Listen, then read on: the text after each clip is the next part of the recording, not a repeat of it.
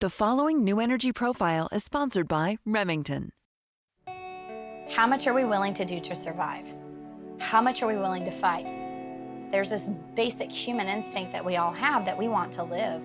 And we have to prepare our mind and our hearts for that particular moment of truth when we're face to face with a threat. Because if we haven't prepared our minds, if we haven't prepared our skill set, then what do we have to fight with? Where people feel the safest, are they really? Feelings aren't facts.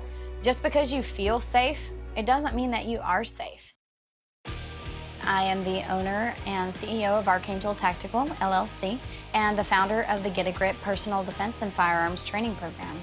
By the time you press out and fire, you may or may not have an opportunity to get the first shot off. But if you're already here, 0.5 seconds, lead with your eyes, boom. We like to use actual events that have occurred in the news, so we'll show the clip. We'll show that home invasion or that thing that happened at the gas station or some type of carjacking, what have you, and then we will recreate a scenario in the shoot that person can work through using good, safe gun handling skills, good technique, teach them how to utilize cover, and also have them successfully navigate that situation in the ideal manner in which it could unfold in real life. G.R.I.P is a 4-stage training acronym that we use in each level of the programs, and the G stands for Get Real About Potential Threats. We want each of these people to have a realistic perspective of the threats that they may be up against. The R in our training acronym is Rely on Instinct. So teaching people how to rely on their better judgment, how to listen to that still small voice inside of them that prompts them that something might be wrong. Maybe it's nothing, but maybe it's the thing that might threaten their life. The I stands for Invest in Your Protection. I encourage my students to actually budget in for personal defense every month. And the P stands for Prepare to Survive.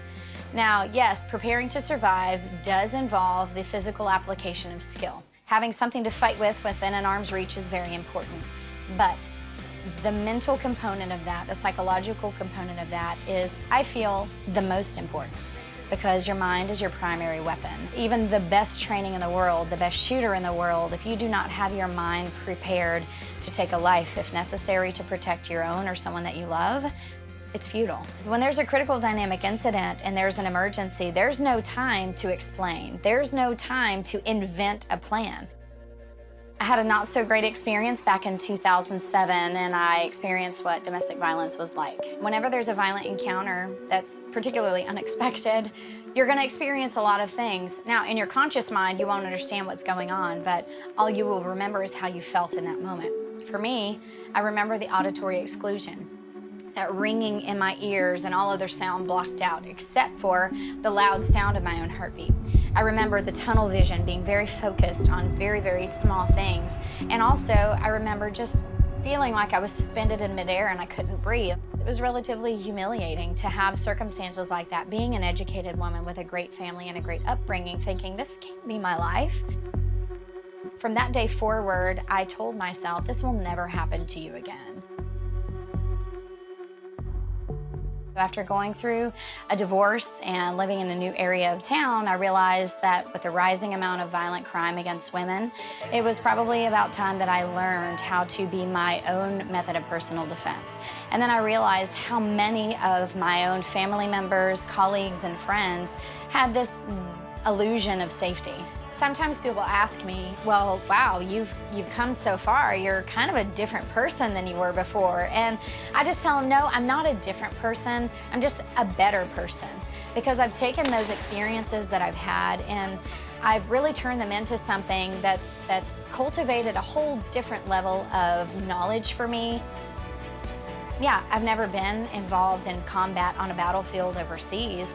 I've never been involved in combat chasing down, someone on the drug task force of my local SWAT team or law enforcement unit. But you know what? That day, close quarters combat came to my home. Close quarters combat came into an environment where my first line of defense turned on me. There's this element of empowerment that, women like me can be duped into those situations as well. And women like me every day across this country are living and fighting to reestablish their life and to start their life over in a safe environment. You have to prepare their minds for what they're going to learn. You have to show them a need for what they're learning. So I think translating that to the students, whether it's a man, a woman, or a young person trying to learn to shoot, I think it's really important for them to be able to fully understand the reasons why we're doing what we're doing.